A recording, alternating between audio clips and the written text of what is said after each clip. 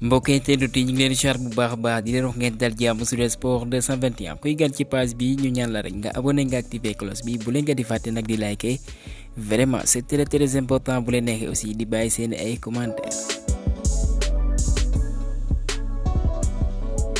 23e journée bi doon nañ ko jeexal ce lundi ci noonee ñu mën cee nemmee ko AS Pikine mooy mujjee daan foofee ci stade bu Lat Dior équipe bi mooy Génération Foot ñaari bal ci dara Mohamed Wele ak Demba Ba ñoo fa jaar. ñaari ndaw yooyee wane seen bopp waaye ki gën a ràññeeku ci bëccëg bi moom mooy Souleymane Cissé bi nga xam ne mooy may ndam club ba mbir mooy Jaraaf devant Stade de Mbour ñaari bal ci dara jàpp leen kon moom moo amal doublé kon les hommes de Malick Daaf ñoom ñëw nañ à 5 points du leader bi nga xam ne mooy TFC.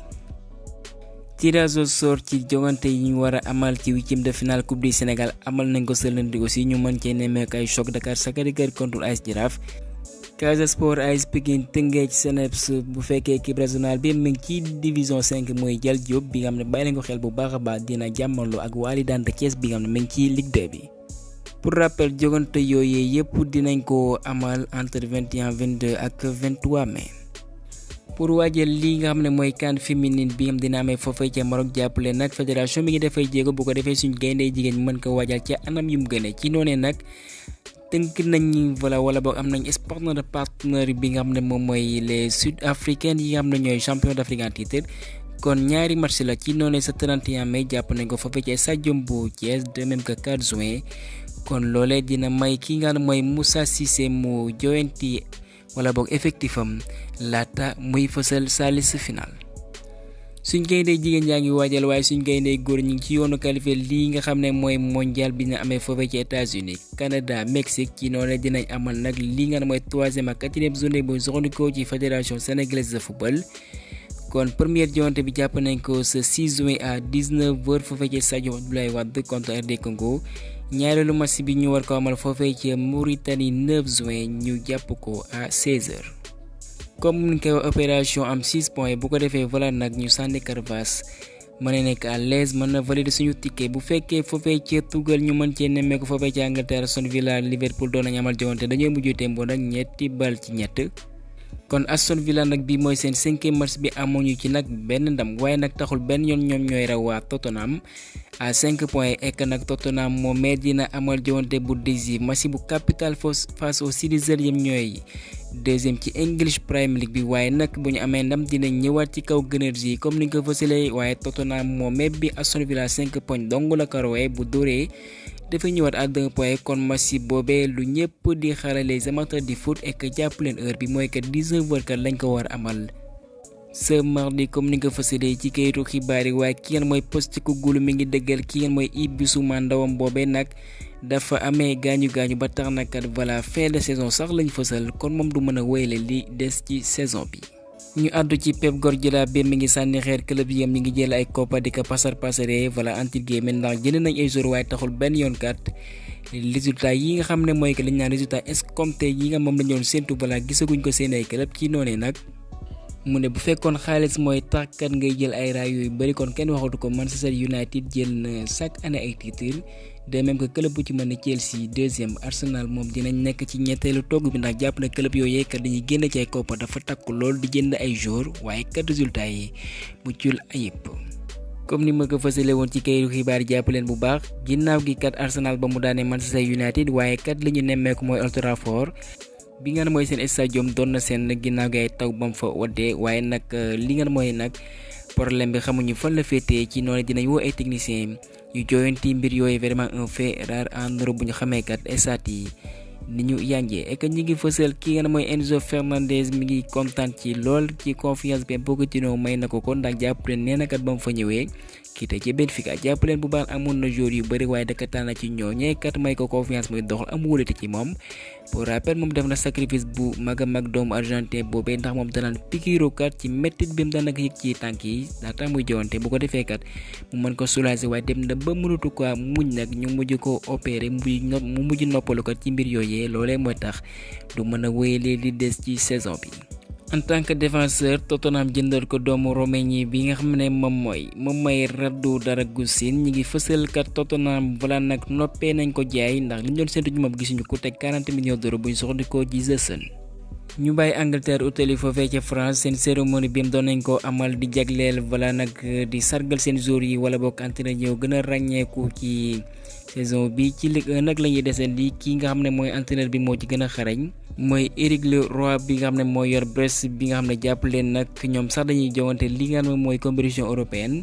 kon ñu ngi fësal moom ginnaaw ba mu toogee fukkeet ak benn yorul benn club professionnel mu ñëw kat jël Brest yóbbu leen fukkeen seentul woon. bu fekkee Paris nag mën na ne ñoom ñoo jël raayu ci ëpp ndax kii nga xam ne moom mooy Donnarumma mooy gardien bi gën a xarañ Zaïre Emery di ndaw bi nga xam ne moo gën a ràññeeku Antoine Griezmann nag mooy meilleur joueur français bi ngeen mi ngi doxal à l'étranger ci saison bi mi ngi wane boppam ci Atlético Madrid. Kylian Mbappé moom nag moom lañ tabb meilleur joueur bi gën a xarañ ci Ligue 1 bi. ñu jagleel ko raaya boobee sargale ko ek moom yëkkati na nag ay kàddu comme ni mu ko fësale jàppale bu ñu soxandikoo ci kayitu xibaar yi mu ne kat kookee di papam nag moo ko conseillé à ce que nag mu bind taarixam bu baax a baax foofee ci Ligue 1 laata muy utili ci beneen championnat utili amal beneen challenge. ek jàpp leen kii nga xam ne mooy Ousmane Dembélé li nga xam ne mooy future destination bi nga xam ñu ngi doon mën naan Real de Madrid ek sax loolee dafa leer. et que ñenn ñi kat amaguñu la nga xam ne mooy réponse bi ki gën a mooy Ousmane Dembélé mu nekk ko kay di Marseille di say wax na ko mu ne Kylian Mbappé Arabie Saoudite kat la koy conseil comme ni ma ko fësale woon ci kayitu xibaar yi waaye dañuy desandi foofee ci Paris ndax bu ñu soxandikoo ci parisien kat xeex bu tàng jër dox na ci kaw kay di al xale yi fii ak Kylian Mbappé ginnaaw ba mu génnee fësal benn vidéo nag mu annoncé ne kat dafay quitter foofee ci Paris Saint-Germain jàpp leen bu baax nag. vidéo boobee ba mu koy def tàgguwul kenn voilà nag mën a à l'improviste la ko defee ci ay réseau doxalin boobee nag neexul dara nag dirigeant yi parisiens yi rawatina kookee di al xale yi fii ndax xam ngeen ne ñoom ñaar seen diggante rataqul woon noonu ci vidéo bi nag Kylian Mbappé remercier supporter bu baax a baax loolee sax mooy tax ñu rendre ko hommage mu boole ci ko ci mën a directeur sportif yi intendant yi ak yi nga xam ne mooy coach yi ak i joueurs yi waaye nag mentionné wul benn yoon kookee di Nasser Batanakat loole metti na ko lool. waaye li leer ba leer Kylian Mbappé dina bawoo foofee ca Paris Saint-Germain ki nga xam ne aussi dina bawoo ca Paris moom mooy Kurzawa ginnaaw ba mu fa doxalee 9 ans ci saison bii nag gisoo leen ko mu doxal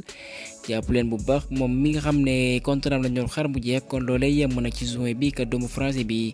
dina utali feneen ek Arabie Saoudite ñi ngi bàyyi gët ñaari jours yi may bëgg lim ña ngay doxal ca Marseille muy Salsen Memba bi am dina ñëw fii ci Ndakaaru mois de juin de même que Pierre-Emerick Aubameyang ñu desandi ci Gabonais boobee jàpp leen li nga xam ne moom mooy prix Marc-Vivien Foé moom lañ ko jagleel ek bi mooy ñaareelu yoon kat muy gàddu raay boobee ñu koy sargale meilleur joueur africain évoluant foofee ci Ligue 1 Ibo It. ñu bàyyi France utali foofee ci Espagne li gën a fa seeni xibaar Barça mooy mujjee daan Real Sociedad ñaari bal ci dara Lamine Yamal jaar fa la 40e minute ñu ngi fësal le jeune catalan boobee bi mooy 7e bio mu amal 9 passes décisives à l'âge de 16 ans mi ngi wane boppam vraiment un jeune crack. Rafinha feelu ko ba match bi bëgg a jàll à 90e minute plus 4 ek nag ginnaaw gi biom boobee mu rendre hommage aux victimes des inondations foofee ci Brésil bi nga xam ne voilà nag ñi ngi daj lu metti lool comme ni nga fësalee ci kayitu xibaar yi pour rappel nag li nga xam ne mooy inondation bi ñi ngi ci gën a nemmeeku foofee ci ville bu ñaan Rio Grande do Sul. Barça ginnaaw gi ndamam boobee mooy léegi nag doon deuxième derrière club bi nga xam ne mooy les champions di Real. ñàkkatee waaye Victor Roque ki ngeen mooy Xavi mi ngi ciy nday leeral ginnaaw gi yonte boobee mu ne nag dafa amee benn gaañu ci Xavi bi loolee mooy tax amulul jowante face au Real Sociedad bu fekkee dëkk benn mooy directeur sportif yi jàpp leen bu baax moom lim fësal ci kàddu mu ne nag ñu bëri wala boog média yi sax ñi ngi fësal xibaar jëmale ko ci kookee di doom brésilien bi mooy Roque waaye moom en ce qui lui concerne nag mu dugg cee yëy yàbbi ndax kookee di Roque mu dugg lu wax dara ci ëllëgam ci club catalan boobee waaye nag kookee ñu naan Guido Rodríguez doomu argentin la ñu ngi fësal ci kayitu xibaar yi Barça dina ko dalal jàpp leen benn milieu défensif la et que moom jot naa nangu ne dina xaatim ñaari atu contrat benn at bi un an supplémentaire lay doon bu fekkee Real dina waxtaanee ëllëgu Luka Modric ak kookee di Toni Kroos waaye aussi dinañ ci boole kookee di Lucas Vázquez bi mooy doomu espagnol boobee jàpp leen daal ay jours yi nga xam ne moom lañuy dugg nag dinañ xam dinañ wéyle wala boog dañ leen di libéré foofee ci wala boog doomu Portugal bi mooy Luis Nani quitté na définitivement Adana Demirspor foofee ca Turquie ndax dañoo dakkal contrat bi doon seen diggante kon léegi benn agent libre la Olivier Giroud aussi en tant qu'agent libre tollee foofee ci Amérique comme ni nga ko fësalee kon moom xaatim na club boobee ñu naan LIFC jàpp leen contrat buy dem ba 2025 ginnaaw ba mu quitté foofee ci Milan. foofee ci Allemagne li gën a fa seen ay xibaar kenn mooy Manuel Neuer dinañ ko wóolu ci Euro bi sans surprise et que nag liste complète bi dinañ ko xaar ci zone yi Nagelsmann fësal ko ek club yu bëri bëgg nañ lool ko ñu naan Justin Lerma doomu équatorien bi nga xam ne jàpp leen benn espoir la un jeune crack sud-américain jàpp leen bu baax club yu bëri bëgg nañ ko waaye Borussia Dortmund ñoo baral seen ay jéego dem foofee cënn mu gaaweekat recruter ko kon dañuy xaar moo am loolee ñu naan 18 ans comme ni ko waa UEFA tëralee seen ay règlement wala bokk FIFA bu ko defee mu utali fa fee ci Allemagne kon kookee bàyyi la nga xel bu baax a baax. nouveau triplé pour Mbaye Diagne bi ngeen mi ngi gën a waneeti boppam sa la ñoo club bi mooy Al Qadisiyah jàpp leen sax ñoom ñooy champion ci D2 saoudien bi jàpp leen attaquant sénégalais boobee nag. seul lundi clubam boobee ci fanweer ak ñaareelu bëccëg bi ñooy daan ñeenti bal ci ñaar mu dugal ñetti but yi comme ni nga ko fësalee kon bii mooy 24e but ci 30 match yi mu doxal foofee ci Arabie Saoudite kon ñoom dinañ doxal ci Saudi Pro League bi la saison prochaine kenn du moom ndax voilà nag 24 but ci 30 match vraiment nag mi ngi wane un vrai renard de surface ak but yooyu yëpp sax noonu la ko dugalee ñi ngi fësal sax. est-ce que ki ngeen mooy Aliou Cissé du ko wóolu naam ñenn ñi dinañu wax ne voilà D2 saoudien donc la voilà foofee ku fa dem mën nga wane sa bopp waaye en tant qu'attaquant bi dafay wane boppam championnat bu mu dem rawatina foofee ca Turquie kon moom vraiment nag il a voilà un instinct de marquer des buts voilà vraiment un attaquant bi nga xam ne fi nga koy xaar da koy matale bu baax waaye malheureusement l'équipe nationale voilà nag li nga xam ne moom lañ koy laaj en tant qu'attaquant mooy ko dugal bi loolee nag. dafay manqué dëgg ba tax nag ki ngeen mooy Aliou Cissé dafa am ay nit boppam ñooñee lay woolu et que bu ñu waxee nit boppam nag mën na ci lim ko ci mel ni Habib Diallo bi nga xam ne dafay wéyalee am confiance ci moom ba tax au mois de juin wóoru nag ñu woolu kookee di Mbaye Diagne. Kalidou Koulibaly def na li Sadio Mané jàpp leen nag kii nga xam ne mooy Koulibaly moom léegi club français bi mooy CC Sedan jàpp leen club boobee di Sedan mi ngi ci régional 2 bi et objectif am nag mooy ñu atteindre la national 2 d'ici 4 ans ñeenti at yi moom la ñu dugg nag bëgg na yéeg ci national 2 bi et pour préciser foofee ci France et ñu samp black foofee lan mooy waral suñu internationaux yi di zappé réew mi nga xam ne mooy Sénégal di investir seen ay koppar foofee ci Europe. waaye li leer ba leer kii nga xam ne mooy Kalidou Koulibaly ça peut se comprendre ndax moom c'est un binational foofee ci France la juddoo kon bu fa investiraatee mën naa ne réewam la jàppale nag fii ci réew mi aussi voilà ñu ngay xaar bu baax pourquoi pas mu créé fi benn club wala boog mu jënd club mën ko yoreel boppam Sénégal quoi que y a beaucoup de joueurs yi am loolee donc kat moo leen manqué encadrement bi bu amee voilà nag kenn waxatu ko seen talent dafay feeñ bu baax a baax comme génération fu mu koy defee ak jàmbaar naam jàmbaar mi ngi jafe-jafe waaye taxul benn yoon ñu ngi wéyale ci formation bi Sadio Mané comme ni mu ko promettre nee na voilà nag dina permettre ay jeunes joueurs yi ay sénégalais lañ mën a intégré ci clubam boobee waaye ci kaw ñu wane ay seenam xarañteef et que voilà ñu ngi encouragé ba internationaux yi ñëw fii ci réew mi di créer académie loolee aussi dina gën a suqali suñu football comme ni ko Demba Ba defee gars ñemal fa fay xibaar ji leen jaajëfal ba beneen yoon Sud Sport 221.